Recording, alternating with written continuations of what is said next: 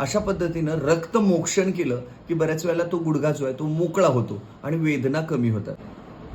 बऱ्याच वेळेला गुडघेदुखीसाठी बरेच लोक आम्हाला पोषण द्या असं म्हणतात, म्हणजे काही टॉनिकच्या गोळ्या, काही कॅल्शियम. पण कधी कधी काय होतं माहिती का, गुडघ्यामध्ये साठलेला मळ बाहेर काढायला लागतो. बघा मी काय म्हणतो, गुडघ्यामध्ये साठलेला मळ बाहेर काढायला लागतो. कधी कधी स्त्रियांच्या बाबतीत हे होतं, पाळी जोपर्यंत चालू आहे तोपर्यंत रक्ताचे कुठलेही विकार स्त्रियांना होत नाहीत, आणि जशी पाळी बंद होते तसं बऱ्याच वेळेला हे रक्त जे आहे, दूषित रक्त जे आहे ते साठायला लागतं. आणि त्यातला एक महत्वाचा टप्पा, महत्वाचा सांधा तो म्हणजे गुडघ्याचा.